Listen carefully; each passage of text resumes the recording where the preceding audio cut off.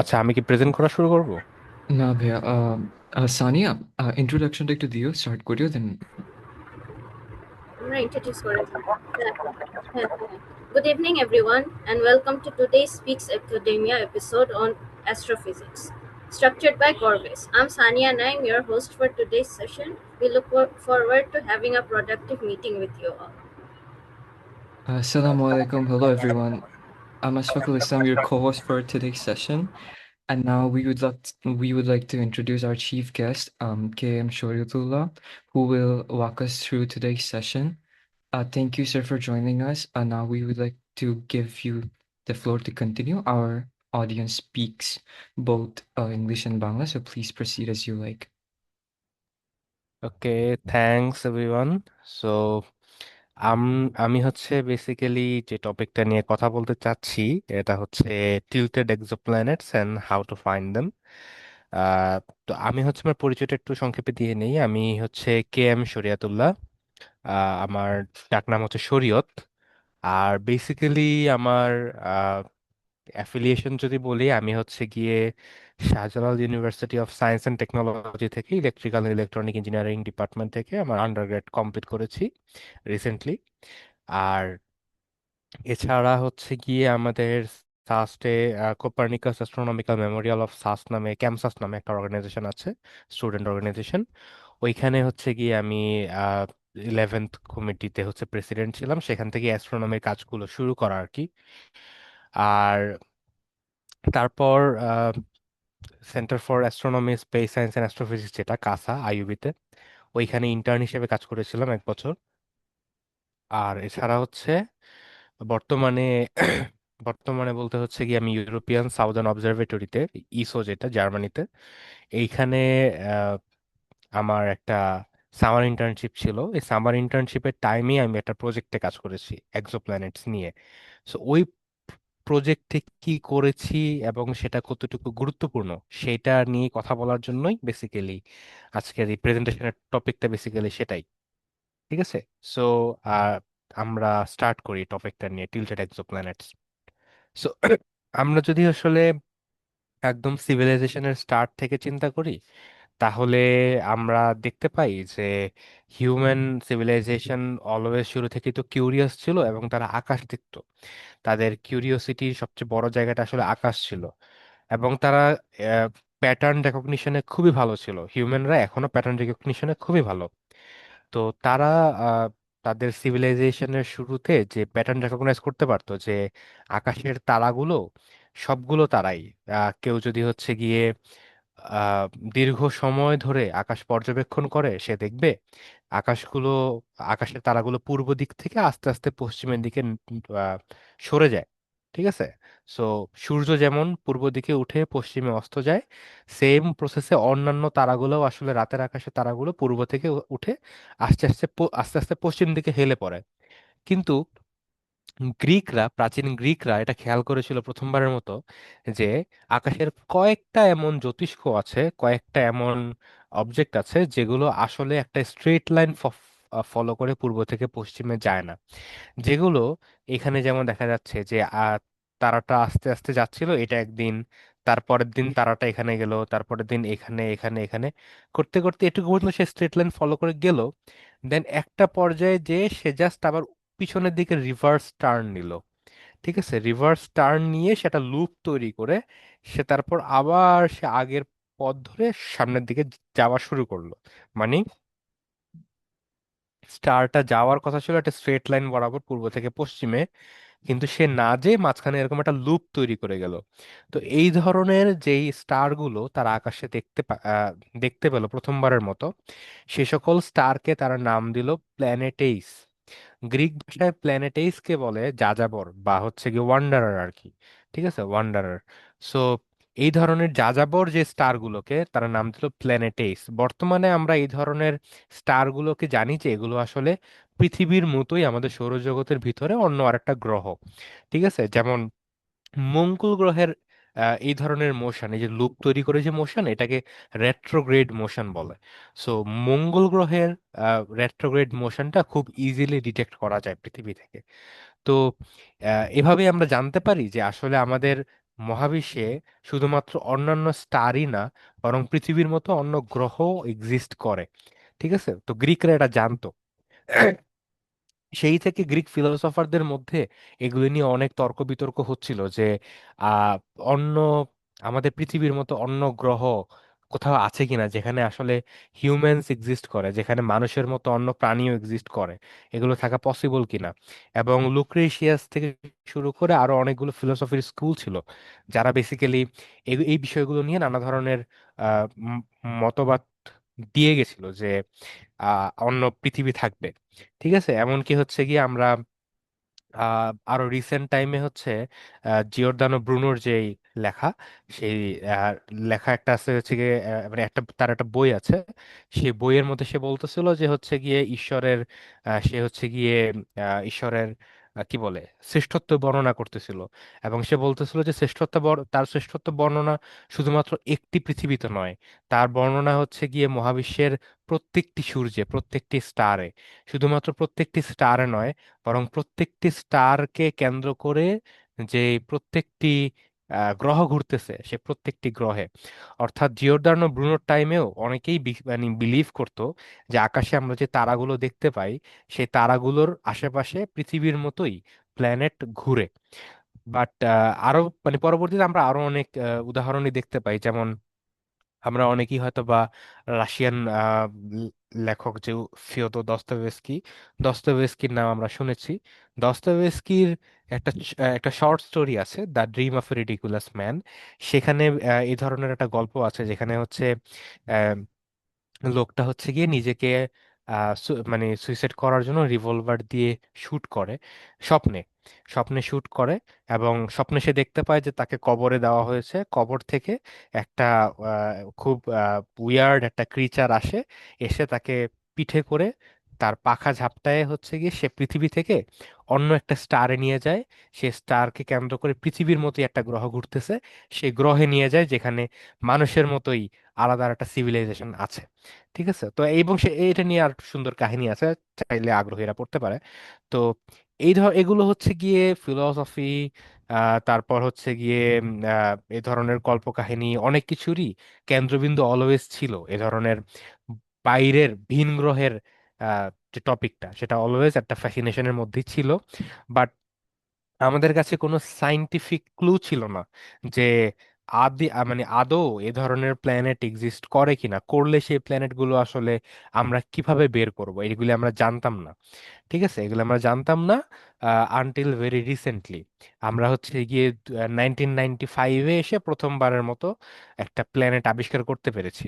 By the way, এই ধরনের যে প্ল্যানেট আছে এগুলোকে হচ্ছে গিয়ে এক্সো প্ল্যানেট বলে। ঠিক আছে, এক্সো প্ল্যানেট বলে মানে আমাদের সৌরজগতের বাইরে অন্য স্টারকে অরবিট করে ঘুরতেছে, এই ধরনের প্ল্যানেটকে আমরা এক্সো প্ল্যানেট বলি। ঠিক আছে, সো এই ধরনের প্রথম এক্সোপ্ল্যানেট আমরা খুঁজে পাই 1995-এ। দুইজন বিজ্ঞানী হচ্ছে গিয়ে প্রথম এরকম একটা এক্সোপ্ল্যানেট খুঁজে বের করে। ঠিক আছে, তো তখনই হচ্ছে গিয়ে আমরা প্রথমবারের মতো এ ধরনের ফিলোসফিক্যাল কিংবা ফিকশনাল মানে ঘটনা থেকে আমরা হচ্ছে গিয়ে আহ, বাস্তবতার জগতে বা বিজ্ঞানের জগতে প্রবেশ করি। ঠিক আছে, এখন প্ল্যানেট নিয়ে মজার একটা হাইপোথিসিস আছে, যেটাকে বলা হয় দ্য নেবুলার হাইপোথিসিস। নেবুলার হাইপোথিসিসটা হচ্ছে গিয়ে ফিলোসোফার ইমানুয়েল কান্ট প্রথম দেয়, এবং পরবর্তীতে এটার মধ্যে অ্যাঙ্গুলার মোমেন্টামের যে ধারণা সেটা ইন্ট্রোডিউস করে হচ্ছে গিয়ে Pierre Simon Laplace. So nebular হাইপোথিসিসটা বেসিক্যালি যেটা বলে যে আমাদের যে সৌরজগৎটা সেটা মূলত একটা বিশাল গ্যাস থেকে তৈরি হয়েছে, গ্যাস এন্ড ডাস্ট একটা ক্লাউড ছিল, বিশাল একটা গ্যাস এন্ড ডাস্টের ক্লাউড ছিল। সে ক্লাউডটা গ্র্যাভিটির কারণে একটা টাইমে কোল্যাপস করে একদম সেন্টারের মধ্যে অনেক ডেন্স একটা রিজিয়ন তৈরি হয়, যেখানে খুবই মানে গ্র্যাভিটি খুবই বেশি কাজ করতেছে। এবং সেটা ধীরে ধীরে কন্ট্রাক্ট করে করে করে করে একটা খুব অল্প জায়গাতে চলে আসে, যার কারণে একটা মানে যদি ডেনসিটি ইনক্রিজ করে তাহলে তো টেম্পারেচার ইনক্রিজ করা শুরু করে, তাই না? তো সেই থেকে হচ্ছে কি ওই ডেন্স রিজিয়নে পরবর্তীতে আমাদের যে স্টারটা আছে সান ফর্ম করে সেখানে। কিন্তু কিছু কিছু জায়গাতে গ্যাস, এটা তো ইউনিফর্মলি ডিস্ট্রিবিউটেড ছিল না। কিছু কিছু জায়গাতে দেখা যায় যে ওই সান এর বাইরেও কিছু কিছু জায়গাতে ওই গ্যাস এন্ড ডাস্ট রয়ে গিয়েছিল। সেই গ্যাস এন্ড ডাস্টের যে ডিস্ক ছিল সেখান থেকেই পরবর্তীতে আমাদের প্ল্যানেট গুলো ফর্ম করে, ঠিক আছে। সেখান থেকে বেসিক্যালি আমাদের প্ল্যানেট গুলো পরবর্তীতে ফর্ম করে। আর এখানেই হচ্ছে নেবুলার হাইপোথিসিসের সবচেয়ে গুরুত্বপূর্ণ কথাটা আসে। নেবুলার হাইপোথিসিসের যে মডার্ন ভার্সন, সে বলে যে একটা আইস লাইন আছে, এটা একটা কাল্পনিক রেখা সূর্য থেকে একটা স্পেসিফিক ডিস্টেন্সে একটা কাল্পনিক রেখা আছে যেটাকে আমরা আইস লাইন বলি। আইস লাইনের ভিতরে যতগুলো প্ল্যানেটই ফর্ম করবে, আমার থিওরি বলে যে প্রত্যেকটা প্ল্যানেটই রকি প্ল্যানেট হবে, মানে সলিড সারফেস থাকবে আর কি, ঠিক আছে। যেটার উপর আমি দাঁড়াইতে পারবো, যেমন পৃথিবী একটা রকি প্ল্যানেট, কারণ এটার একটা সারফেস আছে। অন্যদিকে আইস লাইনের বাইরে যতগুলো প্ল্যানেট হবে সবগুলো প্ল্যানেটই হবে হচ্ছে কি গ্যাসিয়াস জায়ান্ট, ঠিক আছে। যেমন এটা হচ্ছে গিয়ে জুপিটার। জুপিটার আমরা জানি একটা গ্যাসিয়াস জায়ান্ট, একটা বিশাল সাইজের, হ্যাঁ বিশাল সাইজের একটা প্ল্যানেট। তারপর হচ্ছে গিয়ে স্যাটার্ন, এটা একটা গ্যাসিয়াস জায়ান্ট। তারপর হচ্ছে গিয়ে ইউরেনাস, তারপর নেপচুন, এগুলো সবই হচ্ছে কি গ্যাসিয়াস, মানে হ্যাঁ, মানে গ্যাস এর অংশটা অনেক বেশি আর জায়ান্ট সাইজের, ঠিক আছে। সো নেবুলার হাইপোথিসিসের সবচেয়ে বড় মানে সফলতা হচ্ছে এইটাই যে সে কারেক্টলি প্রেডিক্ট করছে যে আইস লাইনটা এক্স্যাক্টলি কোথায় হবে। এবং সে এটা দেখাইছে যে হ্যাঁ, আইস লাইনের ভিতরে চারটা প্ল্যানেট আছে, Mercury, Venus, Earth and Mars. এই চারটা প্ল্যানেটই টেরেস্ট্রিয়াল বা রকি প্ল্যানেট। এবং আইসল্যান্ডের বাইরে যে চারটা প্ল্যানেট আছে, Jupiter, Saturn, Uranus and Neptune, চারটা প্ল্যানেটই জোভিয়ান জায়ান্ট প্ল্যানেট, ঠিক আছে, মানে গ্যাসিয়াস বিশাল সাইজের প্ল্যানেট। সো এটা নেবুলার হাইপোথিসিসের সফলতা ছিল, সাকসেস ছিল, যে সে কারেক্টলি ইন্টারপ্রেট করতে পারছে আমাদের সৌরজগৎকে, আমাদের সোলার সিস্টেমকে সে কারেক্টলি ব্যাখ্যা করতে পারছে। তো যার কারণে সবাই ধরেই নিছিল যে হচ্ছে গিয়ে ঠিক আছে, নেবুলার হাইপোথিসিসটা তাহলে সঠিক। আনটিল ভেরি রিসেন্টলি আমরা একটা সমস্যায় পড়ি। ওই 1995-এ প্রথমবার যখন এক্সোপ্ল্যানেট আবিষ্কার হয়, প্রথম এক্সোপ্ল্যানেটের নাম হচ্ছে 51 প্যাগাসাই বি। তো 51 প্যাগাসাই বি যখন আবিষ্কার হয়, তখন আমরা একটা সমস্যায় পড়ে যাই। মানে নেবুলার হাইপোথিসিসটা দিয়ে কোনোভাবে এটা এক্সপ্লেইন করা যাচ্ছিল না। এর রিজনটা হচ্ছে 51 প্যাগাসাই বি যেটা, 51 প্যাগাসাই বি একটা জায়ান্ট প্ল্যানেট, ঠিক আছে। এটা খুবই মানে হিউজ একটা গ্যাস জায়ান্ট প্ল্যানেট। এই যে এটা হচ্ছে কি জুপিটারের সাইজ, এটা, আর এটা হচ্ছে কি 51 প্যাগাসাই বি।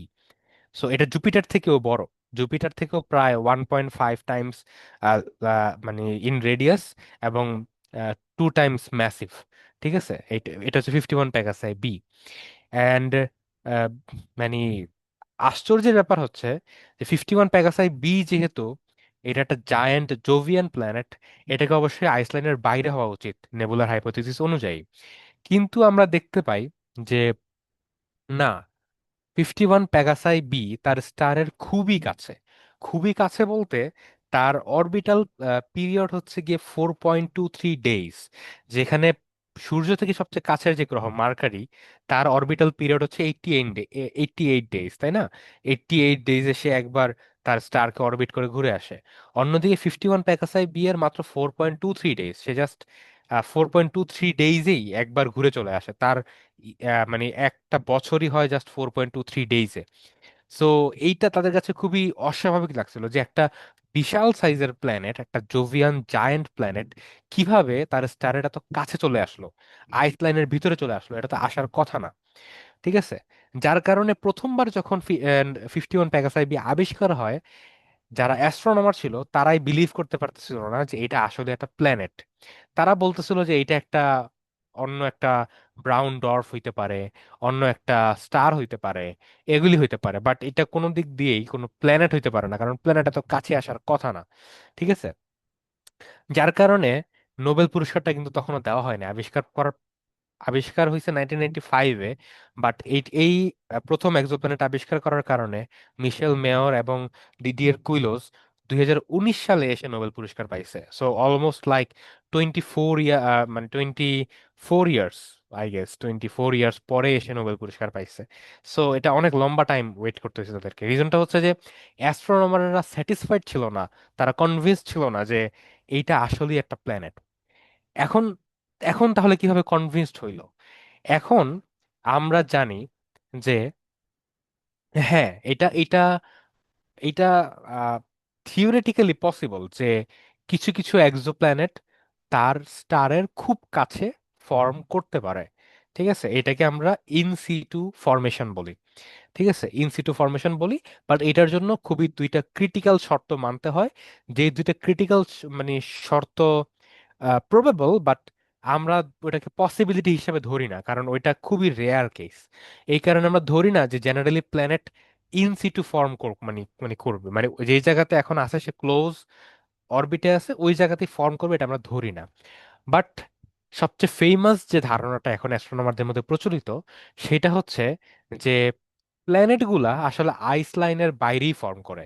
জায়ান্ট জোভিয়ান প্ল্যানেটগুলা আইস লাইনের বাইরেই ফর্ম করে, কিন্তু কোনো একটা টাইমে কোনো একটা কারণে প্ল্যানেটগুলো মাইগ্রেশন করে সে আইস লাইনের ভিতরে চলে আসে, স্টারের কাছে চলে আসে মাইগ্রেশন করে।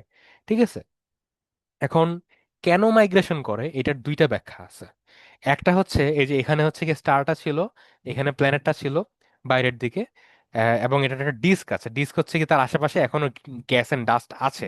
ঠিক আছে, এই অবস্থায় যদি এরকম হয় যে ডিস্ক থাকা অবস্থায় ডিস্ক থেকে সে অ্যাঙ্গুলার মোমেন্টাম লুজ করে করে ডিস্ক থেকে অ্যাঙ্গুলার মোমেন্টাম লুজ করে সে হচ্ছে স্পাইরাল করে করে ভিতরের দিকে চলে যাবে, মানে ভিতরের দিকে চলে গেল। ঠিক আছে, মানে শক্তি লস করে, এনার্জি লস করে সে ভিতরের দিকে চলে গেল। যদি এরকম হয় যে প্ল্যানেটটা এনার্জি লস করে স্পাইরাল করে ভিতরের দিকে চলে গেল ডিস্ক থাকা অবস্থায়, তখন আমরা এই ধরনের মাইগ্রেশনকে বলি ডিস্ক ড্রিভেন মাইগ্রেশন। ঠিক আছে, এইভাবে একটা আইস লাইনের বাইরে ফর্ম করা প্ল্যানেট আইস লাইনের ভিতরে চলে আসতে পারে। এটা একটা পসিবিলিটি, এবং এইটার পসিবিলিটিটা খুবই হাই। অন্যদিকে আরেকটা পসিবিলিটি হচ্ছে যে প্ল্যানেটটা এই জায়গাতে ছিল, স্টারটা এই জায়গাতে ছিল, হঠাৎ করে কি হইলো, পাশে দিয়ে একটা কম্পেনিয়ন গেল, কম্পেনিয়নটা আরেকটা স্টার হইতে পারে বা আরেকটা বড় প্ল্যানেট হইতে পারে, যে গেল। এই যে হঠাৎ করে কম্পেনিয়নটা এখানে পাস করলো, তো যখন সে পাস করলো, এ করলো কি এই প্ল্যানেটটাকে গ্র্যাভিটেশনালি অ্যাট্রাক্ট করলো বা ইফেক্ট করলো। ইফেক্ট করার কারণে কি করলো, সে টান দিয়ে এদিকে নিয়ে আসলো না, এদিকে নিয়ে আসার কারণে তার অরবিটটা আর সার্কুলার রইলো না। ঠিক আছে, অরবিটটা সার্কুলার রইলো না, অরবিটটা অল্টার হয়ে একটা হাইলি ইলিপ্টিক্যাল অরবিট হয়ে গেল। এবং যেহেতু কম্পেনিয়নটা অন্য দিকে যাচ্ছিল, তাই এই অরবিটের যে ডিরেকশনটাই চেঞ্জ হয়ে গেল, সে আগে এই প্লেনে ছিল, প্লেনটা এখন চেঞ্জ হয়ে একটা ইনক্লাইন্ড অ্যাঙ্গেলে মানে অ্যাঙ্গেলে চলে গেল। তো এটা হইলো কেন, এটা কম্পেনিয়ন থাকার কারণে। কম্পেনিয়নটা একে অ্যাট্রাক্ট করলো, অ্যাট্রাক্ট করার কারণে তার অরবিটের ডিরেকশনও চেঞ্জ হয়ে গেল, অ্যাঙ্গেলও চেঞ্জ হয়ে গেল, এবং অরবিটের যে এক্সেন্ট্রিসিটি এটাও চেঞ্জ হয়ে গেল। তো এই ধরনের মাইগ্রেশন যদি হয় যে, আচ্ছা এই অরবিটের এক্সেন্ট্রিসিটি চেঞ্জ হয়ে গেল, এখন অরবিটের এক্সেন্ট্রিসিটি যদি ইনক্রিজ হয়ে যায়, সেটা আস্তে আস্তে শ্রিঙ্ক করে। তো শ্রিঙ্ক করে এরকম ছোট হয়ে যেতে পারে। তো আগে এই জায়গাতে ছিল, পরবর্তীতে হাইলি এক্সেন্ট্রিক হওয়ার পর আবার যখন শ্রিঙ্ক করবে, শ্রিঙ্ক করে সে স্টারের কাছাকাছি চলে আসতে পারে। তো এইভাবেও অরবিট শ্রিঙ্ক করে সে আইসল্যান্ডের বাইরে ফর্ম করলো, ভিতরে চলে আসতে পারে। তো এইটাকে আমরা বলি টাইডালি ড্রিভেন মাইগ্রেশন। তো দুইটা পাথ হয়ে, একটা হচ্ছে গিয়ে মানে আইসলাইনের বাইরে ফর্ম করে ভিতরে চলে আসার দুইটা পাথ হয়ে, একটা হচ্ছে ডিস্ক ড্রিভেন মাইগ্রেশন, একটা হচ্ছে টাইডালি ড্রিভেন মাইগ্রেশন।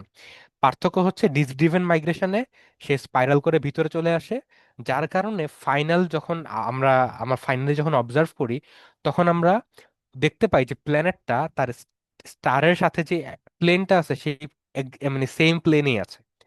অন্যদিকে টাইডালি মাইগ্রেশন যদি হয়, তখন আমরা দেখতে পাই যে স্টারের যে প্লেনটা সে ওই প্লেনে না থেকে একটা ইনক্লাইন্ড প্লেনে চলে যায়। মানে আমার অরবিটটা একটা ইনক্লাইন্ড প্লেনে চলে যায়, যার কারণে একটা অ্যাঙ্গেল তৈরি হয়, এটাকে আমরা মিস অ্যালাইন্ড অরবিট বলি। আর ডিস ড্রিভেন মাইগ্রেশনে যে এটা হয়, এটাকে আমরা অ্যালাইন্ড অরবিট বলি। ঠিক আছে, তো যদি 10 ডিগ্রির মধ্যে থাকে তখন সেটাকে আমরা অ্যালাইন্ড বলি, আর যদি 10 ডিগ্রির বেশি হয়ে যায় তখন সেটা আমরা মিস অ্যালাইন্ড বলি। ঠিক আছে, তো এখন কেমন হয় যদি হচ্ছে গিয়ে আমি একটা প্ল্যানেটের ডেটা নেই, এবং ডেটা নিয়ে অ্যানালাইসিস করে আমি বলি যে এই যে অ্যাঙ্গেলটা সেটা আসলে কত। এটা যদি অ্যাঙ্গেলটাকে আমরা মেপে বলতে পারি যেটা 10 ডিগ্রির মধ্যে, তখন আমি বলবো যে এই প্ল্যানেটটা ভিতরে চলে আসলো। এই প্ল্যানেটটা ভিতরে চলে আসার রিজনটা হচ্ছে ডিস্ক ড্রিভেন মাইগ্রেশন। আর যদি 10 ডিগ্রির বেশি হয়ে যায়, ঠিক আছে, +-10 ডিগ্রি মানে এই রেঞ্জের বাইরে চলে যায়, তখন আমরা বলবো যে এটা টাইডালি ড্রিভেন মাইগ্রেশন। ঠিক আছে। এখন আমার এই আচ্ছা, আমার কথা কি শোনা যাচ্ছে ক্লিয়ারলি? জি স্যার। জি ভাইয়া। ওকে। তো সো টাইড আমার যে ইসোর যে ছিল বেসিক্যালি এটাই ছিল যে ডিস্ক আমার কাজটা ছিল যে আমরা একটা টেলিস্কোপের মাধ্যমে একটা ডেটা নিব একটা এক্সোপ্ল্যানেটের, সেই ডেটাটা অ্যানালাইসিস করে আমরা বলবো অ্যাঙ্গেলটা কত সেটার বেসিসে আমি আসলে জাজ করা ট্রাই করব এটা কি টাইডালি ড্রিভেন মাইগ্রেশন ছিল নাকি ডিস্ক ড্রিভেন মাইগ্রেশন ছিল। ঠিক আছে, এইটাই কাজ, যে জাস্ট ডেটা নেওয়া, অ্যানালাইসিস করে অ্যাঙ্গেলটা মেপে বের করে এটা ডিস্ক ড্রিভেন মাইগ্রেশন নাকি টাইডালি ড্রিভেন মাইগ্রেশন। ঠিক আছে, কাজটা খুবই ইজি লাগতেছে। এখন আমরা একটু একটু টেকনিক্যাল পার্টে যাই, সেটা হচ্ছে আমাদের দুই ধরনের মানে অ্যাকচুয়ালি অ্যাঙ্গেল হয়। ঠিক আছে, একটাকে আমরা বলি হচ্ছে ট্রু স্পিন অরবিট অ্যাঙ্গেল। ঠিক আছে, এই যে এই অ্যাঙ্গেলটার কথা বলতেছিলাম না, এই অ্যাঙ্গেলটাকেই আমরা বলি হচ্ছে স্পিন অরবিট অ্যাঙ্গেল আর কি। তো ট্রু স্পিন অরবিট অ্যাঙ্গেল, যেটাকে আমরা সাই দিয়ে প্রকাশ করি, এই সাই অ্যাঙ্গেলটা মাপাটা আসলে খুব টাফ। ঠিক আছে, সাই অ্যাঙ্গেলটা মাপাটা খুবই টাফ। এই রিজনটা হচ্ছে সাই অ্যাঙ্গেলটা পরিমাপ করতে হলে আমাদের আসলে তিনটা জিনিস লাগে। একটা হচ্ছে গিয়ে ল্যামডার ভ্যালু লাগে, আর একটা হচ্ছে গিয়ে আমার স্টারটার ইনক্লিনেশন অ্যাঙ্গেল লাগে, আর প্ল্যানেটটার ইনক্লিনেশন অ্যাঙ্গেল লাগে। এখন ল্যামডা বের করা যায়, স্টারের ইনক্লিনেশন অ্যাঙ্গেলও ইজিলি বের করা যায়, কিন্তু প্ল্যানেটের যে ইনক্লিনেশন অ্যাঙ্গেল, এইটা আসলে আমাদের এখনো টেকনোলজিক্যালি বাউন্ডেড। আমাদের কাছে এত এখনো হাই টেকনোলজি নাই যে আমরা ইজিলি একটা প্ল্যানেটারি ইনক্লিনেশন অ্যাঙ্গেল বের করতে পারবো। তাই জেনারেলি রিসার্চের কাজগুলোতে আমরা ট্রু স্পিন অরবিট অ্যাঙ্গেল যেটা সেটা বের করি না। আমরা বের করি কোনটা? আমরা বের করি sky projected spin orbit angle, যেটাকে আমরা ল্যামডা দিয়ে প্রকাশ করি। এটা কি? এটা হচ্ছে ট্রু স্পিন অরবিট অ্যাঙ্গেলই, বাট আমরা জাস্ট এটার একটা প্রজেকশন নিচ্ছি ব্যাকগ্রাউন্ড স্কাইতে। ঠিক আছে, এটা হচ্ছে এইটা হচ্ছে কি আমাদের স্টারের অ্যাক্সিস, এটা স্টারের অ্যাক্সিস, আর এই যে প্ল্যানেটটা হচ্ছে কি এই জায়গা দিয়ে যাচ্ছে, তাহলে এটা এটা প্ল্যানেটের অরবিট। এই প্ল্যানেটের অরবিটের অ্যাক্সিস হচ্ছে এইটা। ঠিক আছে, অরবিটার অ্যাক্সিস হচ্ছে এটা। এই স্টেলার অ্যাক্সিস আর অরবিটার অ্যাক্সিসের মাঝখানে যে অ্যাঙ্গেলটা, সেটাই হচ্ছে কি আমাদের sky projected spin orbit angle lambda. এটার ভ্যালুটাই হচ্ছে কি আমাকে বের করতে হবে। ঠিক আছে, তো বের করার জন্য কি করতে হবে? আমাদেরকে একটা ছোট্ট টপিক জানতে হবে, এটাকে রেডিয়াল ভেলোসিটি বলে। আমরা তো পৃথিবীতে আছি এখন। এইটা হচ্ছে কি সাপোজ একটা স্টার, এখানে কিন্তু একটা স্টার, হ্যাঁ, একটা স্টার। এটা ধরো যে জানুয়ারি মাসে, এটা হচ্ছে জুলাই মাসে। এখন এইটাকে কেন্দ্র করে একটা এক্সোপ্ল্যানেট ঘুরতেছে, এখান দিয়ে ঘুরতেছে। এখন এক্সোপ্ল্যানেটটা যদি খুবই ম্যাসিভ হয়, আমরা কিন্তু কি জানি, আমরা জানি যে হচ্ছে গিয়ে প্ল্যানেট গুলো আসলে স্টারকে কেন্দ্র করে ঘুরে। বাট এটা 100% কথাটা অ্যাকুরেট না, স্টেটমেন্টটা 100% অ্যাকুরেট না। আসলে প্ল্যানেট গুলো একটা কমন সেন্টার অফ মাসকে কেন্দ্র করে ঘুরে, বেরি সেন্টারকে কেন্দ্র করে ঘুরে। ঠিক আছে, তো যেমন আহ, পৃথিবী পৃথিবী এবং সূর্যের যে সেন্টার অফ মাস, এটা আসলে পৃথিবীর ভর এতটাই ছোট, এতটাই কম, যে এটার সেন্টার অফ মাসটা আসলে সূর্যের ভিতরে। যার কারণে আমাদের মনে হয় যে পৃথিবী আসলে ওই স্টারকে কেন্দ্র করে ঘুরতেছে। কিন্তু জুপিটারের মাস অনেক বেশি হওয়ায় জুপিটারের যে সেন্টার অফ জুপিটার এবং স্টারের যে সেন্টার অফ মাস, সেটা সূর্যের বাইরে। যার কারণে সূর্যকে জুপিটার কয়েক সেন্টিমিটার পার সেকেন্ডে সে মানে ঘুরায়। তো তখন আমরা দেখতে পাই কি স্টারটা আসলে স্থির না থেকে সে একটা ছোট্ট একটা অরবিটে ঘুরে। ঠিক আছে, এখন এক্সোপ্ল্যানেটটার যদি মাস আরো বেশি হয় এবং এক্সোপ্ল্যানেটটা যদি স্টারের আরো কাছে হয়, তাহলে আমরা নিউটনিয়ান মেকানিক্স থেকে আমরা কিছু ম্যাথমেটিক্স করে দেখাইতে পারি যে আসলে এই অরবিটের সাইজটা আরেকটু বড় হবে, মানে সে আরেকটু ফাস্ট সে অরবিট করবে আর কি। স্টারটা অরবিট করা শুরু করবে একটা একটা সেন্টার অফ মাসকে, একটা ছোট্ট একটা অরবিটের মধ্যে, একটা ছোট্ট একটা ইয়ের মধ্যে। এখন স্টার থেকে তো আমরা আলো পাই পৃথিবীতে বসে বসে, তাই না? স্টার থেকে আলো পাই। এখন যদি আমরা একটা স্পেকট্রাম নেই এই স্টারটার, তাহলে দেখতে পাবো যে এই স্টারটা যেহেতু অরবিট করতেছে, সে একবার আমাদের দিকে আসে, আবার এখানে যখন আসে তখন সে আবার আমাদের থেকে দূরে সরে যাচ্ছে। একবার দিকে আসে আর একবার দূরে সরে যায়। তো যখন সে আমাদের দিকে আসে, তখন আমরা স্পেকট্রামে দেখতে পাবো যে আলোগুলো আসলে ব্লু শিফটেড হচ্ছে। আর যদি সে আমাদের থেকে দূরে সরে যাচ্ছে, তখন আমরা দেখতে পাবো যে আলোগুলো আসলে রেড শিফটেড হচ্ছে। ঠিক আছে? তো ব্লু শিফট এবং রেড শিফটেড হচ্ছে। তো যদি আমি দেখতে পাই যে একটা স্টারের আমি আলো নিলাম, আলো নিয়ে আমরা কিন্তু সাধারণত মানে এক্সোপ্ল্যানেটকে কখনো সরাসরি দূরবীন দিয়ে, টেলিস্কোপ দিয়ে দেখতে পাই না। ঠিক আছে? এটা মাথায় রাখবা যে আমরা কিন্তু খুবই কম এমন প্ল্যানেট আছে যেগুলোকে আমরা সরাসরি ছবি তুলছি। বাকি এই যে 6,000-এর বেশি এক্সোপ্ল্যানেট আমরা আমরা আবিষ্কার করছি, এর মধ্যে 99% এক্সোপ্ল্যানেটই আমাদের হচ্ছে গিয়ে ওই স্টারের মুভমেন্ট বা স্টারের লাইট অ্যানালাইসিস করে বলা যে এখানে একটা এক্সোপ্ল্যানেট আছে। আমরা কিন্তু এক্সোপ্ল্যানেটের ছবি তুলি নাই ওগুলোর। ঠিক আছে? সো এখানেও কিন্তু আমরা এক্সোপ্ল্যানেটের ছবি তুলতেছি না।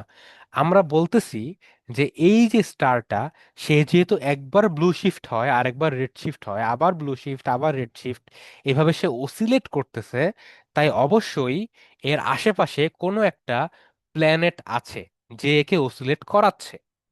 ঠিক আছে? এইখান থেকে হচ্ছে আমরা ইনফার করি যে এখানে একটা প্ল্যানেট আছে। ওকে? এইভাবে হচ্ছে কি আমরা প্ল্যানেট ডিটেক্ট করি, এবং এই যে প্ল্যানেটটা, যে এর ভ্যালোসিটি থেকে, স্টারের ভ্যালোসিটি থেকে আমরা বলতেছি যে প্ল্যানেট আছে, এই ভ্যালোসিটি, এই মেথডটাকে বলা হয় রেডিয়াল ভ্যালোসিটি মেথড। ঠিক আছে? তো আমরা যদি তখন স্টারের ভেলোসিটি ডেটা নেই, আমরা দেখতে পাবো যে স্টারটার ভেলোসিটিটা আস্তে আস্তে আস্তে আস্তে ইনক্রিজ হয়, আবার আস্তে আস্তে আস্তে আস্তে ডিক্রিজ করা শুরু করে, তারপর রিভার্সে যায়। ঠিক আছে? আবার রিভার্সে যে সে আবার ইনক্রিজ করা শুরু করে, আবার ইয়েতে যায়। তো এই যে উপরের দিকের অংশটা, এগুলি হচ্ছে গিয়ে ব্লু শিফটেড রিজিয়ন। এখানে হচ্ছে গিয়ে স্টারটা আমাদের দিকে আসতেছে। আবার এই যে এখানে নেগেটিভ দিকে চলে গেল, এটা হচ্ছে রেড শিফটেড রিজিয়ন। এটা হচ্ছে আমাদের থেকে দূরে সরে যাচ্ছে। আবার ব্লু শিফট, আবার রেড শিফট, এভাবে চলতে থাকবে। তো এই ধরনের সাইনুসয়েড কার্ভ যদি ভেলোসিটির আসে, তখন আমরা বলি যে হচ্ছে স্টারটা যেহেতু একটা একটা একটা পিরিয়ডিক ভেলোসিটি শো করতেছে, তাহলে অবশ্যই এখানে একটা প্ল্যানেট থাকার কথা। ঠিক আছে? এটাকে আমরা রেডিয়াল ভেলোসিটি কার্ভ দেখি। ওকে? এইখান থেকে হচ্ছে কি আমরা এটা বের করতে পারি এভাবে। এখন একটা খুব মজার ইফেক্ট আছে, এটাকে আমরা বলি রজিটার ম্যাকলফলিন ইফেক্ট। এটা দুজন সায়েন্টিস্টের নাম। একজনের নাম রজিটার, একজনের নাম ম্যাকলফলিন। সো রজিটার এবং ম্যাকলফলিন, তারা দুইজন প্রথমে স্টারের জন্য এটা বের করছিলেন, বাট পরবর্তীতে যখন 2000 সালে একটা ট্রানজিটিং স্টার আবিষ্কার হয়, মানে স্টারটা, মানে প্ল্যানেটটা স্টারের ঠিক সামনে দিয়ে পাস করতেছিল। এই যে এটা হচ্ছে স্টারটা, স্টারটা ঠিক সামনে দিয়ে প্ল্যানেটটা পাস করতেছিল। এটা 2000 সালে প্রথম এরকম একটা প্ল্যানেট আবিষ্কার হয়। তো প্রথম যখন এই ধরনের প্ল্যানেট আবিষ্কার হয়, তখন ওনার নাম কি ছিল? ওই যে মানে কুইলোজ হচ্ছে গিয়ে রজেটার ম্যাকলফলিন ইফেক্টটাকে এখানে কাজে লাগায়। তিনি বলে যে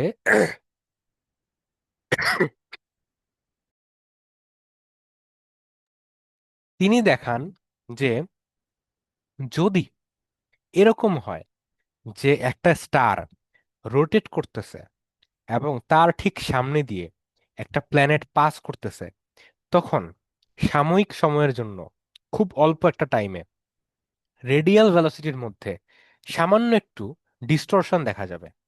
ঠিক আছে? এই যে রেডিয়াল ভেলোসিটি আমরা দেখলাম না, এইখানে সাপোজ এই যে এই টাইমটাতে সামান্য ডিস্টরশন হয়ে যাবে। ভেলোসিটিটা এখানে হওয়ার কথা 53, এটা না হয়ে হয়ে যাবে 55। হওয়ার কথা 50, এটা না হয়ে হয়ে যাবে 48। এই যে ভেলোসিটির মধ্যে সামান্য একটু ডিস্টোরশন, এই ডিস্টোরশনটাকে বলা হয় রজেটার ম্যাকলফলিন ইফেক্ট। ঠিক আছে? তো যদি এটা কখন হয়, যদি স্টারটার সামনে দিয়ে একটা প্ল্যানেট পাস করতেছে, এই সময়ে তার রেডিয়াল ভেলোসিটির মধ্যে একটা ডিস্টোরশন দেখা দিবে। এই ডিস্টোরশনটাকে আমরা বলি রজেটার ম্যাকলফলিন ইফেক্ট। ঠিক আছে? এবং এটা নিয়ে তখন অনেক কাজ করা শুরু করা হয়, বাট কাজগুলো খুবই ধীরগতির ছিল, কারণ আমরা এক্সোপ্ল্যানেট নিয়ে তখন তেমন কিছুই জানি না। 2010 সালে, মানে 2007 সালে প্রথম গৌরি এবং জশুয়া উইন, এই দুইজন অ্যাস্ট্রোনমার মিলে, জশুয়া উইন খুবই ফেমাস একজন অ্যাস্ট্রোনমার। জশুয়া উইন এক্সোপ্ল্যানেটের লিটারেলি বড় বড় অনেকগুলো ফিল্ড নিয়ে কাজ করছে। তিনি হচ্ছে প্রিন্সটনের এখন অ্যাস্ট্রোফিজিক্যাল ডিপার্টমেন্টের হেড। ঠিক আছে? তো যারা আগ্রহী, তারা এক্সোপ্ল্যানেট নিয়ে যারা আগ্রহী আর কি, তারা হচ্ছে কি জশুয়া উইনের একটা বই আছে, দ্য লিটল বুক অফ এক্সোপ্ল্যানেটস, এটা পড়তে পারে। বইটা খুবই সুন্দর করে লেখা, খুবই সুন্দর করে লেখা। প্রিন্সটনের যে প্রেস আছে ওখান থেকে পাবলিশ করা হয়েছে। তো গৌরি এবং উইন তারা সিমুলেশন করে দেখাইছে, যদি এই যে ডিস্টোরশনটা আছে না, এই ডিস্টোরশনের যে কার্ভটা সেটা কেমন হবে, এটা শেপটা কেমন হবে, সেটা আসলে ডিপেন্ড করে ওই ল্যামডার উপর, sky projected spin orbit angle যেটা, ওই অ্যাঙ্গেলটার উপর। অ্যাঙ্গেল যদি 0 হয় তাহলে কার্ভটা দেখতে এরকম হবে, অ্যাঙ্গেলটা যদি 30 ডিগ্রি হয় তাহলে কার্ভটা দেখতে এরকম হবে, অ্যাঙ্গেলটা যদি 60 ডিগ্রি হয় তাহলে কার্ভটা দেখতে এরকম হবে। ঠিক আছে, মানে কোন অ্যাঙ্গেলের জন্য কেমন হবে কার্ভ, সেটা তারা বের করে দেখা দিছে 2007 সালে। এবং আহ, এটা তো হচ্ছে কি আমরা সিমুলেশন থেকে বলতেছি, পরবর্তীতে একটা ডেটাকে কিভাবে মডেল করতে হবে, এই রজার ম্যাকলফলিন ইফেক্টের যে ডেটা, এটা কিভাবে মডেল করতে হবে, সেটা নিয়ে প্রথম একটা অ্যানালিটিক্যাল ফর্মুলা দাঁড় করাইলেন হচ্ছে হিরানো সান। হিরানো সান হচ্ছে ইউনিভার্সিটি অফ টোকিওতে এখনো আছেন, এক্সোপ্ল্যানেট নিয়েই কাজ করেন উনি। তো হিরানো সানও অনেক ফেমাস একজন সায়েন্টিস্ট। তো হিরানো সান হচ্ছে 2010 সালে প্রথম একটা অ্যানালিটিক্যাল ফর্মুলা দাঁড় করাইছেন রজার ম্যাকলফলিন ইফেক্টকে মডেল করার জন্য। তো আমরা এই এই ওনার মডেলটা ইউজ করছি এবং গৌরী এবং উইনার যে রেজাল্টটা ছিল সেটাকে ইউজ করছি। এখন আমরা ডেটা কই পাইছি, কোত্থেকে পাইছি? ডেটা হচ্ছে ইউরোপিয়ান সাউদার্ন অবজারভেটরির যে মেইন টেলিস্কোপ, ওইটা হচ্ছে গিয়ে চিলির অ্যাটাকামা ডেজার্টে। ঠিক আছে, চিলিতে অ্যাটাকামা নামে একটা ডেজার্ট আছে, এটা হচ্ছে পৃথিবীর সবচেয়ে ড্রাইয়েস্ট মরুভূমি আর কি। ওইখানে খুবই কম বৃষ্টি হয় এবং খুব ড্রাই থাকার কারণে টেলিস্কোপ গুলো ভালো থাকে।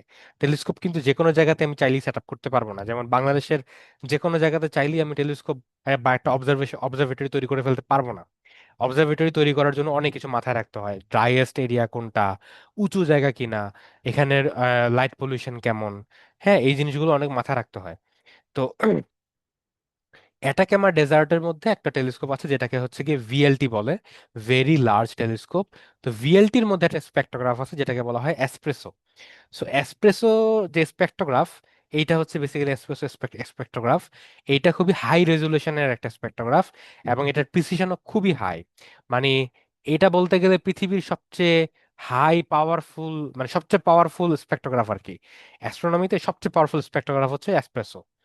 সো আমরা এই এসপ্রেসোর ডেটাটা ইউজ করছি। স্মিথ নামে একজন অ্যাস্ট্রোনমার আছে ইসোতে। তিনি হচ্ছে গিয়ে একটা একটা এক্সোপ্ল্যানেট আছে টিওআই 1842। তো আহ, এই এক্সোপ্ল্যানেট যেটা আছে TOI 1842b, এই প্ল্যানেটটাকে হচ্ছে গিয়ে তিনি এই স্পেক্ট্রোগ্রাফ দিয়ে পর্যবেক্ষণ করে ডেটা নিয়ে রাখছেন। এটা 2025 সালে নিছেন আর কি, 25 সালে নিয়ে রাখছেন। আমরা হচ্ছে ওই ডেটাটাই ইউজ করছি।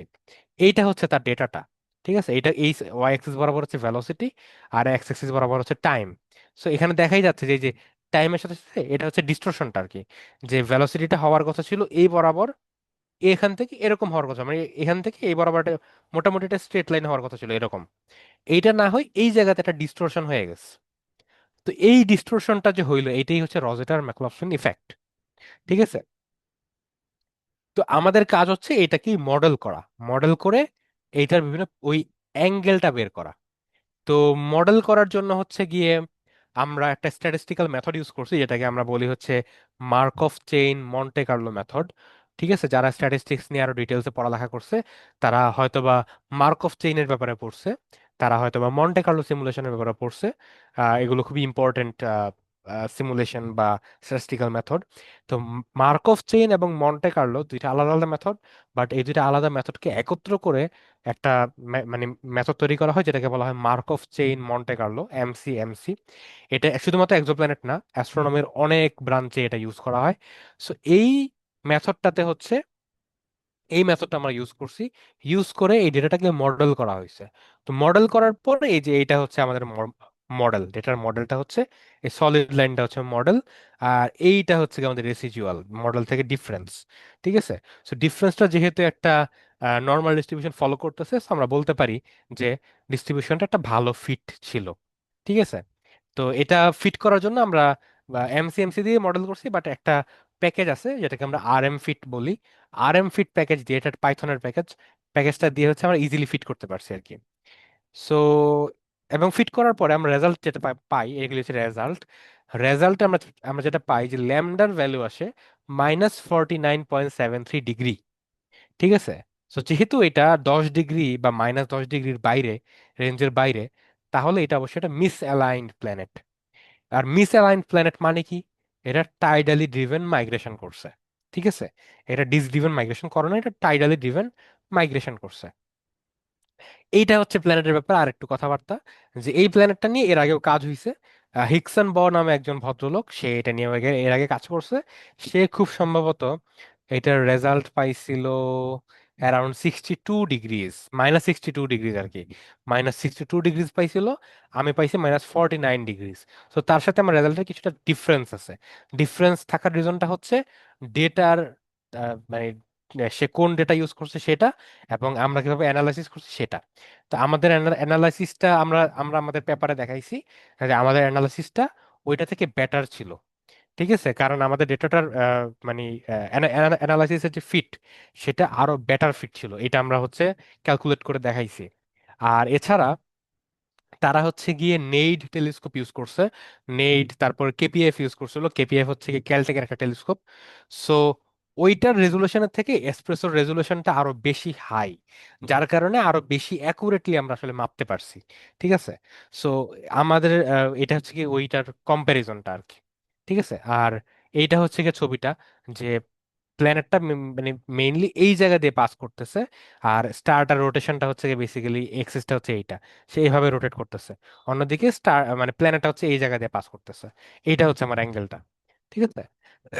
আর এই যে গ্রাফগুলো তৈরি করার জন্য আমি এই টাইমটার মধ্যেই আমি নিজে একটা হচ্ছে পাইথন প্যাকেজ ডেভেলপ করছি, এটাকে টিল্টার বলি, TILTR। এটা হচ্ছে যে কেউ পিপ ইনস্টল টিল্টার দিলে ইনস্টল হয়ে যাবে, দেন সে বাকি ইনস্ট্রাকশন অনুযায়ী চাইলে সে এই ধরনের গ্রাফ ফর্মুলেট করতে পারে ডেটা দেওয়া থাকলে। ঠিক আছে, এটা নিয়ে আমি ইন ফিউচার আরেকটু কাজ করব। এটা অবভিয়াসলি ফাইনাল ভার্সন না, বাট আরেকটু কাজ করা বাকি এটা নিয়ে। আচ্ছা, সো আমরা কি কি জানলাম? আমরা জানলাম যে আমরা প্রজেক্টেড স্পিন অরবিট অ্যাঙ্গেলটা বের করলাম। বের করে দেখলাম যে আমাদের এটা মিস অ্যালাইন্ড, তাহলে এটা টাইডাল মাইগ্রেশন হয়েছে। টাইডাল মাইগ্রেশনের মধ্যে আবার দুইটা ব্যাপার আছে। এই যে বললাম tidal migration, tide of what? এটা কি, মানে কম্পেনিয়নটা কি? এটা কি প্ল্যানেট, এটা কি স্টার, এটা কি ডর্ফ না কি? তো যদি এরকম হয় যে টাইডটা যদি অন্য একটা প্ল্যানেটের কারণে হয়ে থাকে, যে তার বাইরে আরেকটা প্ল্যানেট আছে, সেটার কারণে ওইটার গ্র্যাভিটির কারণে হচ্ছে গিয়ে তার মধ্যে এই ধরনের টাইডাল মাইগ্রেশন হয়েছে, তখন সেই ধরনের মেকানিজমকে আমরা বলি প্ল্যানেট প্ল্যানেট স্ক্যাটারিং। আর যদি এরকম হয় যে বাইরের ওই কম্পেনিয়নটা অন্য একটা স্টার, অথবা সে একটা ডর্ফ প্ল্যানেট, যদি এরকম হয় তখন আমরা সেই মেকানিজমটাকে বলি কোজাই লিডফ অসিলেশন। ঠিক আছে। এখন এর মধ্যে কোনটা প্ল্যানেট প্ল্যানেট স্ক্যাটারিং হয়েছে নাকি কোজাই লিডফ অসিলেশন হয়েছে, এইটা জানার জন্য আমাদের ফার্দার অ্যানালাইসিস করা দরকার। যেটা আসলে আমার কাছে ডেটা ছিল না সেটার। বাট এটা আমাদেরই আরেকজন টিমমেট ছিল, লুইস নিলসন, সে আরো আগে থেকে কাজ করতেছিল এটার উপরে। সে রেডিয়াল ভেলোসিটি ডেটাটাকে মডেল করছে, মডেল করে দেখাইছে যে রেডিয়াল ভেলোসিটির যে ডেটাটা, সেটা একটা স্ট্রেট লাইনে তো মানে চলার কথা, তাই না? সাইনোসয়েডের মতো অসিলেট করে করে একটা স্ট্রেট লাইনে থাকার কথা। বাট সেই স্ট্রেট লাইন থেকে সে সামান্য ডেভিয়েট করে নিচে নেমে গেছে। ঠিক আছে, এই যে এটা থাকার কথা জিরোতে, এই পিকটা থাকার কথা জিরোতে, কিন্তু সে চলে আসছে -2-তে। মানে এটা হচ্ছে কি, এটা ট্রেন্ডটা হচ্ছে ডাউনওয়ার্ড। সো কোন একটা radial velocity trend downward meaning হচ্ছে এর একটা আউটার কম্পেনিয়ন আছে, যেটা একটা প্ল্যানেট হইতে পারে। ঠিক আছে, প্ল্যানেট হইতে পারে। তো এই কারণে আমরা ধারণা করতেছি যে এই যে TOI 1842b, এইটার একটা আউটার কম্পেনিয়ন আছে, এটা একটা আউটার প্ল্যানেট আছে। বাট সেটা কি আমরা এখন এক্স্যাক্টলি শিওর না, ওইটা নিয়ে আমরা ফার্দার অ্যানালাইসিস করতেছি। যদি আমরা এর বাইরের প্ল্যানেট আবিষ্কার করতে পারি, তাহলে তো ভালোই, আর একটা প্ল্যানেট আবিষ্কার করতে পারলাম আমরা। ঠিক আছে, তো এইভাবে হচ্ছে কি আমরা আমাদের কাজগুলো করতেছি। সো এই ছিল হচ্ছে কি আমাদের এক্সোপ্ল্যানেট নিয়ে আমার যে কাজটা ছিল সেটা নিয়ে কথাবার্তা। এখন এটা নিয়ে কারো কোনো কোশ্চেন আছে, বা অন্য অন্য যে কোনো কোনো মানে মানে ব্যাপারে কোশ্চেন, অ্যাস্ট্রোনমি নিয়ে বলি, বা ক্যারিয়ার ইন অ্যাস্ট্রোনমি নিয়ে বলি, অর মেবি ইন্টার্নশিপ বা এই আহ, ধরনের। হুম। জি ভাই, আমাদের একটা কোয়েশ্চেন অ্যান্সার সেশন থাকবে যখন আপনার শেষ হবে, প্রেজেন্টেশন শেষ হবে।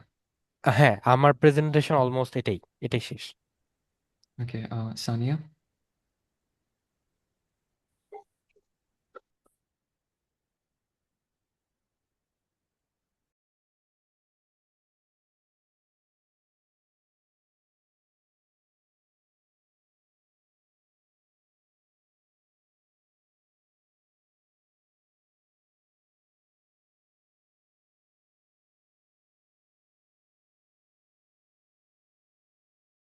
আচ্ছা, আমি আগে একটা কোয়েশ্চেন করি, if I am not interrupting. Hello, am I audible? হ্যাঁ, কথা শোনা যাচ্ছে। No. ভাইয়া তো হচ্ছে a friend of mine just asked যে হচ্ছে যদি ট্রিপলি থেকে like you did triple E in SUST right, তো ট্রিপলি থেকে হচ্ছে অ্যাস্ট্রোফিজিক্সে বা অ্যাস্ট্রোনমিতে কিভাবে লাইক যাওয়া যায়, and what's the আচ্ছা, procedure? কিভাবে যাওয়া যায়? এটা আসলে জি। ট্রিপলি থেকে অনেকভাবেই যাওয়া যায় এবং এর আগে অনেকেই গেছে আসলে। এবং মেবি ওইটার কারণে আমি অনেক ইন্টারেস্টেড ছিলাম যে ট্রিপলি থেকে তো অনেকেই গেছে, so আমিও যাব। আহ, যেমন উদাহরণ হিসেবে আমি বলি, এটা হচ্ছে ওই লাম্মি মাহাদ আপু আছেন, বুয়েট ট্রিপলি থেকে পড়ালেখা ইয়া, করছেন উনি। তারপর খান আসাদ স্যার, ইয়া। আরো অনেকেই আছে আসলে ত্রিপুলি থেকে গেছে। সো ত্রিপুলি থেকে অনেক জায়গাতে যাওয়া যায় ইজিলি। সেটা হচ্ছে বিশেষ করে যদি রিলেটেড কেউ, মানে কেউ যদি রিলেভেন্ট থাকতে চায় যে আমি ট্রিপুলি রিলেটেড কাজ আমি হচ্ছে গিয়ে অ্যাস্ট্রোনমিতেও করব, সেটা করতে চাইলে সে হচ্ছে রেডিও অ্যাস্ট্রোনমিতে যাইতে পারে। ঠিক আছে? সো রেডিও অ্যাস্ট্রোনমিতে যেমন হচ্ছে খান আজাদ স্যার কাজ করছেন, উনি হচ্ছে গিয়ে টেলিস্কোপ মানে রেডিও টেলিস্কোপের মানে ইনস্ট্রুমেন্টেশন নিয়েও কাজ করছেন। আবার রেডিও ব্যান্ডে যে অবজারভেশন গুলো আমরা করি, যে রেডিও গ্যালাক্সি বলি, কিংবা মেশিন লার্নিং রিলেটেড কাজ, কিংবা আম, কি বলে ওই যে আহ, আমাদের ইউনিভার্স যখন ফর্ম করে তখন যে কসমিক ব্যাকগ্রাউন্ড রেডিয়েশন বা 21 সেন্টিমিটার সিগন্যাল যেগুলো আছে, এগুলো রেডিও, মানে এগুলো রেডিও ব্যান্ডের কাজ। তো এগুলো নিয়ে হচ্ছে গিয়ে কাজ করা যায়, ইজিলি শিফট করা যায় আর কি। তো তুমি যদি হচ্ছে গিয়ে ট্রিপলিতে থাকো এবং এই এই ফিল্ড রিলেটেড কাজে শিফট করতে চাও, তাহলে তুমি জাস্ট রেডিও অ্যাস্ট্রোনমি নিয়ে মাস্টার্স করো একটা, অর অ্যাস্ট্রোনমি নিয়ে একটা মাস্টার্স ওকে। করো। ঠিক আছে, অ্যাস্ট্রোনমি নিয়ে মাস্টার্স করা যাবে হচ্ছে বাংলাদেশে, আই গেস খুব একটা ভালো অর্থিত না আর কি বাংলাদেশে মাস্টার্স করা। আহ, অন্য সাবজেক্টেও মাস্টার্স করা আসলে আমার কাছে অর্থিত মনে হয় না। সো অ্যাস্ট্রোনমি নিয়ে মাস্টার্স করতে চাইলে আমি বলবো যে ইউরোপের দেশে ভালো সুযোগ আছে। ইউরোপে অ্যাস্ট্রোনমি নিয়ে নেদারল্যান্ডস কিংবা সুইডেন, তারপর হচ্ছে ইটালি। ইটালিতে খুব একটা ভালো হয়তো বা নাই, বাট ইটালিতে তারপরও ইউনিভার্সিটি অফ পাডোভা বা সেপিয়েন্সা। তারপর নেদারল্যান্ডসে আছে হচ্ছে গিয়ে ইউনিভার্সিটি অফ লেইডেন। তারপর আমস্টারডাম। তারপর তোমার জার্মানিতে অনেকগুলো আছে, জার্মানিতে হেইডেলবার্গ আছে। এই ধরনের যে ইনস্টিটিউট গুলো আছে, এগুলোর সাথে তুমি যদি যোগাযোগ করো, ইউনিভার্সিটি অফ গাটেনবার্গ, এগুলোতে হচ্ছে গিয়ে মাস্টার্স করতে পারলে ইজিলি শিফট করা যায়। ও সেম সেম ভাবে কেউ যদি হচ্ছে গিয়ে অ্যাস্ট্রোনমি মানে ট্রিপলি রিলেটেড নাও থাকতে চায়, তাও আমি বলবো যে হচ্ছে গিয়ে মাস্টার্সে শিফট করতে পারে। মানে মাস্টার্স আমি যেমন আমি এখন এটাই ট্রাই করতেছি, যেটা মাস্টার্স করার। ঠিক আছে, সো মাস্টার্স করার জি। মানে আমার প্ল্যান এটা আর কি, যে করার। আহ, তো যদি হচ্ছে মানে ধরো যে অ্যাস্ট্রোনমি এন্ড অ্যাস্ট্রোফিজিক্স একটা মাস্টার্স করে ফেলতে পারো, দেন হচ্ছে কি তুমি যে কোনো ফিল্ডে, স্পেসিফিক একটা ফিল্ডে পিএইচডি করতে চলে যেতে পারবা। ঠিক আছে? সো বুঝতে পারছি। এইটা একটা ওয়ে। আর অ্যাস্ট্রোনমি নিয়ে আমার কাছে মনে হয় মাস্টার্স করতে যদি যেতে চাও, তাহলে ইনিশিয়াল কিছু প্রজেক্ট করা থাকা উচিত। যেমন ধরো যে অ্যাস্ট্রোনমাররা অনেক অনেক বেশি পাইথন ইউজ করে। সো তারা আসলে পাইথন ছাড়া অন্য কোনো কোডিং ল্যাঙ্গুয়েজ খুব একটা ভালো পারে না। So you have to develop your skills in Python. আর অ্যাস্ট্রোনমি নিয়ে টুকিটাকি অনেকগুলো প্রজেক্ট করা যায়, সেগুলো মানে ঘাটাঘাটি করলেই করা যায়। আর যেমন আমি যদি বলি, আমার আন্ডারগ্রেডের যে থিসিস ছিল, থিসিসটা অ্যাস্ট্রোনমি নিয়ে ছিল। ঠিক আছে? সো এইটা আমাকে হেল্প করছে। আহ, আমার ইন্টার্নশিপ বলি বা অন্যান্য জিনিসগুলো বলি, এগুলো পাইতে হেল্প করছে যে আমার আন্ডারগ্রেডের থিসিস ছিল, প্লাস আমি একটা ইন্টার্নশিপ করছি অ্যাস্ট্রোনমি নিয়ে। তো তারা দেখছে যে তাহলে তো আমার ব্যাকগ্রাউন্ড ভালোই, আমি যেহেতু কাজ করছি, দ্যাটস হোয়াই তারা আমারে হচ্ছে গিয়ে লিটারালি স্কলারশিপ স্টাইপেন্ড থেকে শুরু করে সবকিছু দিয়ে জার্মানিতে আমাকে হচ্ছে গিয়ে ডাকছে। ঠিক আছে। সো ওইটার জন্য আমার কাছে মনে হয় যে পাইথনের স্কিল জরুরি। আর হচ্ছে প্রজেক্ট করার জন্য, যেমন আমার প্রজেক্টটা এক্স্যাক্টলি যে মানে কমপ্লিটলি অ্যাস্ট্রোনমি ছিল এরকমটা না। আমি basically artificial neural network use করে এক্সোপ্ল্যানেট কিভাবে খুঁজে বের করা যায় সেটা নিয়ে কাজ করছে। সো একটা combination, data science, machine learning and হচ্ছে অ্যাস্ট্রোনমি, কম্বিনেশন যদি দেখাইতে পারে তাহলে আই গেস তোমরা অ্যালাউ করবে, সেটা কম্পিউটার সায়েন্স হোক, ট্রিপলি হোক, বা ইঞ্জিনিয়ারিং যে কোনো ফিল্ডেরই হোক। এন্ড ভাইয়া রিসার্চটা যে লাইক প্রজেক্টই হোক আর রিসার্চ হোক, যে এটা কবে থেকে লাইক কোন ইয়ার থেকে শুরু করলে বেটার হয়, লাইক ডু ইউ আচ্ছা, হ্যাভ এনি সাজেশন? হ্যাঁ, আমার কাছে মনে হয় যে ইউনিভার্সিটিতে 4টা বছর, তো 4টা বছরের মধ্যে প্রথম বছরটা হচ্ছে এক্সপ্লোর করা উচিত আর কি। আমার ইউনিভার্সিটিতে ওঠার পর আমি অ্যাস্ট্রোনমি নিয়েই করব, এটা ফার্স্ট ইয়ার থেকে না চুজ করে ফার্স্ট ইয়ারে অনেকগুলো জিনিস এক্সপ্লোর করা উচিত। সেকেন্ড ইয়ারে করা উচিত হচ্ছে গিয়ে চুজ করা যে আচ্ছা ঠিক আছে আমি এইটা করব। সাপোজ তুমি অ্যাস্ট্রোনমি চুজ করছো, দেন হচ্ছে গিয়ে তুমি আহ, পড়া শুরু করো এটা রিলেটেড কিছু টুকিটাকি জিনিস পড়া শুরু করো। যেমন ধরো যে সেকেন্ড ইয়ারে থাকতে আমি যেটা করছিলাম যে অ্যাস্ট্রোনমি নিয়ে একটা বই আছে ফান্ডামেন্টাল অ্যাস্ট্রোনমি নামে, আহ হার্নো কার্তুনের। তো হার্নো কার্তুনের ওই বইটা হচ্ছে কি আমি যখন পড়ছি আমি সব বুঝি নাই, বাট আমার একটা ওভারঅল আইডিয়া হয়েছে যে এই ফিল্ডে আমার যাইতে হইলে আমার আসলে কি কি থিওরিটিক্যাল কনসেপ্টে আইডিয়া আইডিয়া রাখতে হবে। ঠিক আছে। এবং এট দ্য সেম টাইম আমি সেকেন্ড ইয়ারে থাকতে পাইথন শিখছি ভালো করে। ঠিক আছে। সো থার্ড ইয়ারে যে হচ্ছে গিয়ে আমি একটা টপিক সিলেক্ট করছি যে আমি হচ্ছে এইটা নিয়ে থিসিস করতে পারি। থার্ড ইয়ারে যে ইয়ে করছি, এবং থার্ড ইয়ারের শেষের দিকে এসে মানে লাস্ট সেমিস্টারে আমি হচ্ছে ঘাটাঘাটি করছি যে আমি আসলে কি করব কিভাবে করব। তো থার্ড ইয়ারে এসে আমি মেশিন লার্নিংও শিখছিলাম। ফোর্থ ইয়ারে যে হচ্ছে গিয়ে আমি আমার কাজটা করছি। এই আমার ও মানে এট দ্য সেম টাইম আমি ইন্টার্নশিপও করছি। এইভাবে হচ্ছে গিয়ে আমি করছি। সো বেসিক্যালি আমার কাছে মনে হয় যে সেকেন্ড ইয়ারে বেসিক স্কিল গ্রো করে থার্ড ইয়ার থেকে মেইনলি অ্যাস্ট্রোনমি ফোকাস রিসার্চ গুলো করা উচিত, স্টার্ট করা উচিত। বুঝতে পারছি স্যার। ভাইয়া লাইক ডাজ দিস, মানে এটা কি সেম হচ্ছে সিএস এর ক্ষেত্রেও বা সিএস এর ক্ষেত্রেও, মানে সেম প্রসিডিউর ফলো করে করতে হবে নাকি, যদি আমি হ্যাঁ, সিএসসি কাইন্ড থেকে অফ। যদি হয়? হ্যাঁ হ্যাঁ, কাইন্ড অফ সেমই। তুমি সিএস থেকে তো বরং আরো ইজি। এখন বর্তমানে আসলে অ্যাস্ট্রোনমিতে যাই হয় সবই ডেটা রিলেটেড। সো সিএস থেকে অ্যাস্ট্রোনমিতে শিফট করা অনেক ইজি। হ্যাঁ, মানে সিএস অ্যাস্ট্রোনমারদের কাছে জাস্ট একটা টুল। হ্যাঁ, আচ্ছা। স্ট্যাটিস্টিক্স যেমন একটা Yeah, টুল, কম্পিউটার সায়েন্সের টপিকগুলো অ্যাকচুয়ালি একটা টুল। সো তুমি yeah. ডেটা অ্যানালাইসিস করবা, এটার জন্য মডেল তৈরি করবা, সেটা মেশিন লার্নিং এর হোক বা স্ট্যাটিস্টিক্যাল মানে মডেল হোক, বা ধরো এই যে আমাদের এখন অ্যাস্ট্রোনমিতে যেহেতু ডেটা অনেক বেশি হয়ে গেছে, আমাদের এখন আসলে খুব কি বলে খুব ইফেক্টিভ পাইপলাইন তৈরি করা দরকার। অ্যাস্ট্রোনমাররা, আমি মানে ইঞ্জিনিয়ার হিসেবে বলতেছি, আমি তো দেখছি তারা খুবই বাজে কোডার। আসলে তারা অ্যাকচুয়ালি জানে না যে আহ, আমি কিভাবে আমার টাইম কমপ্লেক্সিটি কমাবো, বা এগুলো নিয়ে তাদের আইডিয়াটা খুবই খারাপ। যার কারণে দেখা যায় যে যেই যেমন আমার সিমুলেশনটা যেটা বলি, আমি এই যে সিমুলেশনটা করছি রেজাল্টটা, এই রেজাল্টটা পাইতে আমার সময় লাগছে হচ্ছে কি 6 মিনিট। ঠিক আছে, সিমুলেশনটা জি। করতে 6 মিনিট সময় লাগছে। আমার সুপারভাইজার যে মানে যিনি ছিলেন ডক্টর বিবিয়ানা প্রিনথ, ওনার যে কোডটা ছিল এই কোডটা উনি লেখেন নাই। ওনার কোড যেটা ছিল ওটা বেসিক্যালি ওনার সুপারভাইজার লিখছিল আজ থেকে আরো 15 বছর আগে। সেই কোডটা রান হইতে সময় লাগে 2 দিন। ঠিক আছে। সো সেম কাজই করে, বাট Yeah. তারা হচ্ছে গিয়ে তাদের ওই টেকনোলজি গুলোকে আপডেট করতে পারে নাই। সো একজন সিএস ব্যাকগ্রাউন্ডের মানুষ কিন্তু চাইলে এই পাইপলাইন গুলোরে খুবই ইফেক্টিভ করতে পারে। এই কাজগুলো নিয়ে Yeah. আসলে অনেক কিছুই করা যায়। সো আমার কাছে মনে হয় সিএস ব্যাকগ্রাউন্ডে তারাও যদি এইগুলো নিয়ে কাজে আগ্রহী থাকে, অবভিয়াসলি হোয়াই নট, শিফট করাই যায়। বুঝতে পারছি, thank you for the guide insights ভাই। ওকে, আর আহ, কোনো কোয়েশ্চেন? জি ভাই, আমার একটা কোয়েশ্চেন ছিল। ভাই, তোমার কাছে কি মনে হয় যে একটা হাই স্কুলার হচ্ছে কিভাবে অ্যাস্ট্রোনমিতে রিসার্চ করতে পারে, অথবা বাংলাদেশে আদৌ এরকম অপরচুনিটিস আছে নাকি? হ্যাঁ, বাংলাদেশ থেকে অপরচুনিটিজ আছে, বাট আমার কাছে মনে হয় যে হাই স্কুলের স্টুডেন্টকে রিসার্চে ফোকাস না করে তার প্রবলেম সলভিং স্কিল ডেভেলপ করা উচিত। ওই মানে ওই টাইমটা হচ্ছে ওইটার জন্য।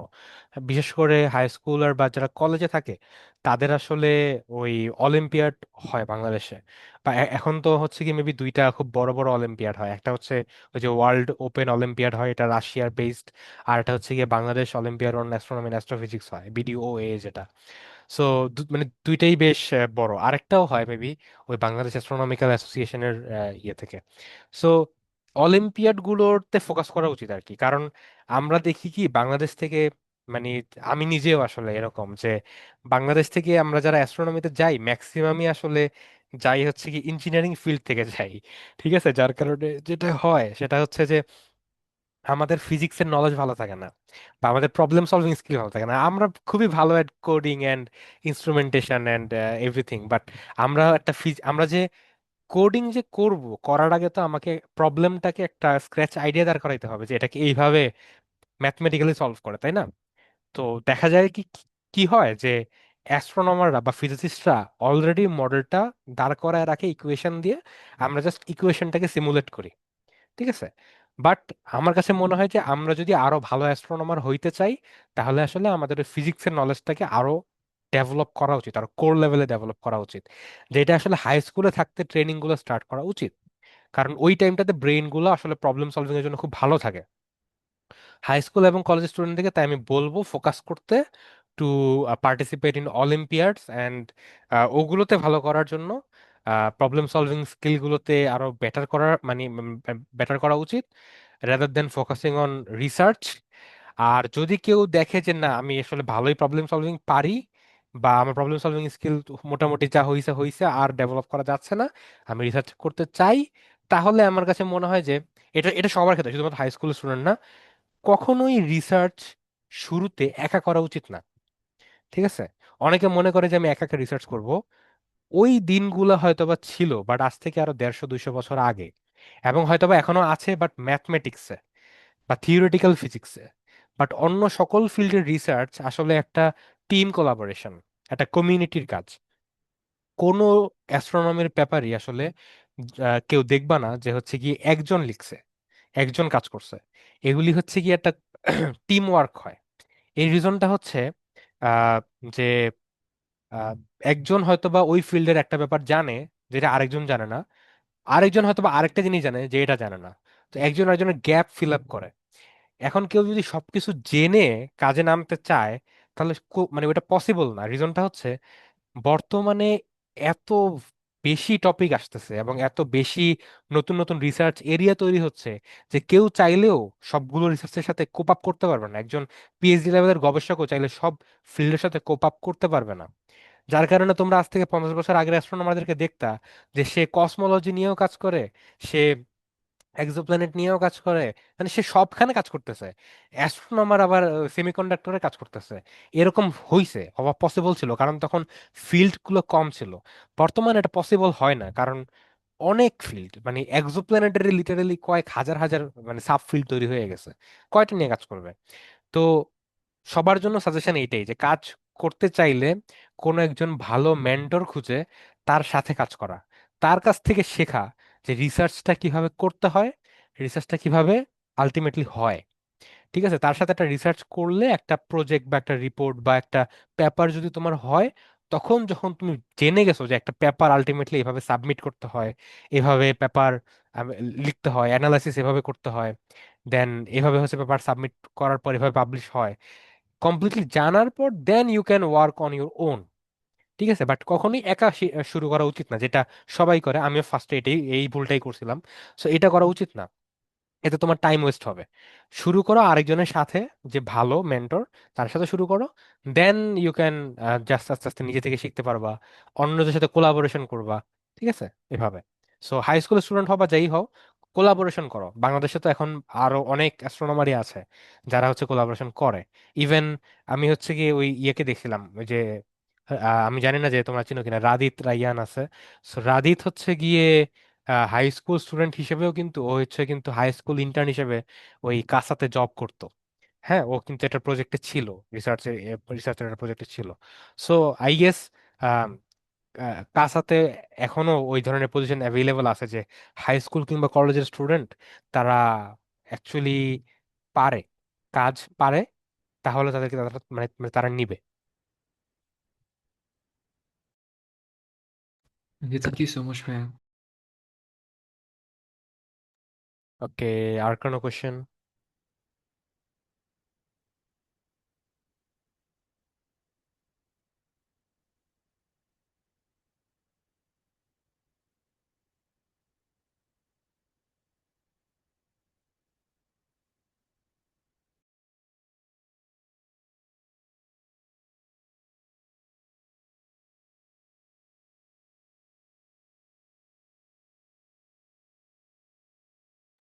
আর কোনো কোশ্চেন নাই?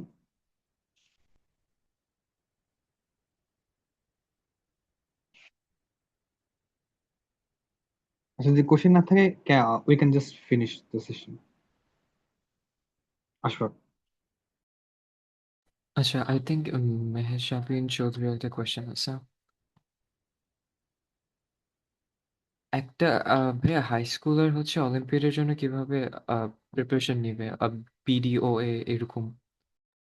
আচ্ছা, বিডিও এর জন্য বলতে গেলে বিডিও এর ওয়েবসাইটে গেলেই ওদের এখানে রিসোর্স দেওয়া আছে যে কোন বই ফলো করবে এবং কোন টাইমে মানে প্রবলেমে ফোকাস করতে হবে, এবং ওদের কিছু মানে ভিডিও আছে যে হচ্ছে কি কিভাবে প্রিপেয়ার করতে হবে। প্লাস ওদের মেবি ডিসকর্ডে একটা সার্ভার আছে, ওইখানে হচ্ছে কি ওরা গাইড করে আর কি বিভিন্ন টপিকে। তো কেউ যদি ইন্টারেস্টেড থাকে ডিসকর্ডে ওই সার্ভারে আই গেস তারা জয়েন করতে পারে। বা এখানে হচ্ছে গিয়ে ওই বিডিও এর সাথে ইয়ে ভাই যুক্ত ছিল, ফাহিম রাজিদ ভাই, তারপর মাহমুদুল নবী ভাই, ওনারা কাজ করতো আর কি। তো চাইলে তোমরা ওনাদেরকে নিয়েও আসতে পারো, ওনাদেরকে নিয়ে এসে অলিম্পিয়াডের জন্য কিভাবে প্রিপারেশন নেওয়া যায় আহ সেটা নিয়েও একটা সেশন হইতে পারে। তো তাহলে আই গেস তারা ভালো বলতে পারবে। আমি সরাসরি অলিম্পিয়াডের সাথে যুক্ত না, তো তো আমার আসলে আইডিয়াটা কম। বাট ওদের ওখানে ভালোই রিসোর্স আছে আমি দেখছিলাম, সো ওই রিসোর্স গুলো মানে ফলো করলে অনেক কিছু ক্লিয়ার হয়ে যাওয়ার কথা।